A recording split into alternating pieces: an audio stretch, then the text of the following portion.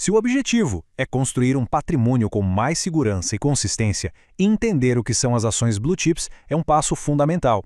Elas são vistas como as verdadeiras joias da coroa do mercado, os pilares que podem sustentar uma carteira de investimentos no longo prazo. Então, vamos entender a fundo o que isso significa. Olha só o que a gente vai ver hoje. Vamos começar pela origem do termo Blue Chip, passar pelas características que definem essas empresas e pesar as vantagens e os riscos. Depois vamos ver exemplos concretos, falar sobre estratégias de investimento e, para fechar, entender como elas formam um alicerce sólido de um portfólio.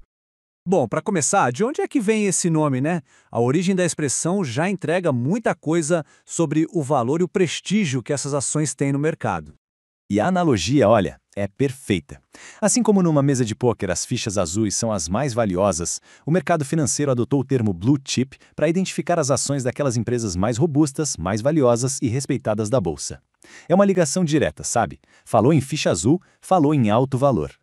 Então, o que a gente precisa ter em mente é o seguinte: não estamos falando de qualquer empresa. Estamos falando de gigantes nos seus setores, companhias com histórico sólido, que já mostraram ao longo de muito tempo que dão lucro e, mais importante, que aguentam o tranco em momentos de crise econômica sem perder a saúde financeira.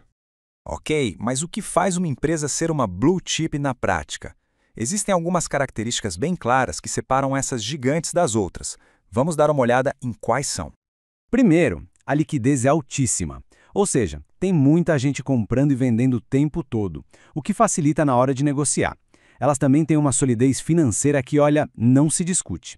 A gestão costuma ser muito transparente, são líderes nos seus setores, geralmente pagam dividendos de forma consistente e, claro, como a gente já falou, são muito resilientes nas crises.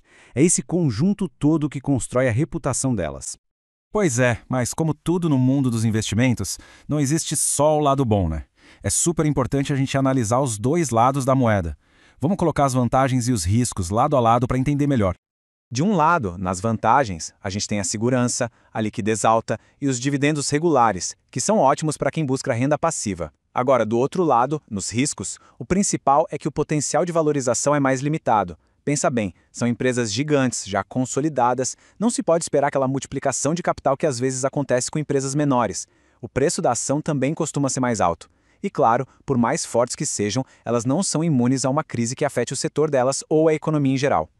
Beleza, já entendemos a teoria. Mas, e na prática? Que empresas são essas? Vamos ver agora alguns nomes bem conhecidos, tanto aqui no Brasil quanto lá fora.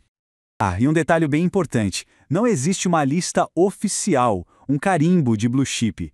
Essa é uma classificação que o próprio mercado cria, por consenso, com base no histórico de desempenho, no tamanho e na reputação da empresa.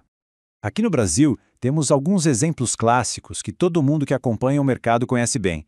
Nomes como Vale, na mineração, Petrobras, no setor de petróleo, os grandes bancos como Itaú e Bradesco, e gigantes como WEG e Ambev.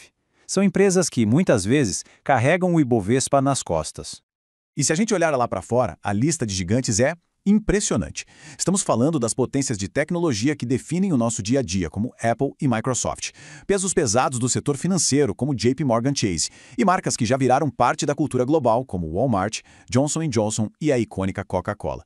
São empresas que, de fato, movimentam a economia mundial. Certo, o conceito está claro, os exemplos também. A pergunta agora é: como investir nessas empresas na prática? Existem alguns caminhos, um mais direto e outras alternativas. O jeito mais direto é bem simples, na verdade. O processo envolve abrir uma conta numa corretora, transferir o dinheiro, pesquisar e escolher as empresas que fazem sentido para a estratégia, e aí, pelo home broker, é só emitir a ordem de compra usando o código da ação, o famoso ticker. Agora, para quem prefere um caminho mais prático e já diversificado, tem outras opções. Fundos de ações focados nessas grandes empresas ou os ETFs, como o BOVA11, que replica o nosso principal índice, o Ibovespa. Com eles, com um único investimento, já é possível ter uma cesta com várias dessas grandes companhias. É bem mais simples. Bom, e para a gente ir fechando o raciocínio, qual é o verdadeiro papel dessas ações numa estratégia de investimentos? A palavra-chave aqui, como a gente vai ver, é alicerce. Fica bem claro quando a gente compara com as small caps. De um lado, as small caps, empresas menores com potencial de crescimento gigante, mas também com risco bem maior. Do outro, as blue chips, as gigantes já maduras com risco menor e foco na consistência. Uma carteira bem montada, na verdade, pode ter um equilíbrio entre os dois. E essa frase aqui, olha, resume tudo perfeitamente. As blue chips funcionam como uma espinha dorsal, os pilares que dão a sustentação e a estabilidade. Elas dão a tranquilidade necessária para que se possa, então, buscar outras oportunidades de maior crescimento em outros ativos com mais segurança. E tudo isso nos leva a uma pergunta final, uma reflexão importante. Será que uma carteira de investimentos, hoje, tem os pilares necessários para aguentar os altos e baixos do mercado e, principalmente, resistir ao teste do tempo? Para finalizar, é sempre bom lembrar que todo esse conteúdo é informativo, tá bem? Não se trata de uma recomendação de investimento. Todo investimento tem seus riscos, e o caminho mais seguro é sempre conversar com um profissional qualificado antes de tomar qualquer decisão.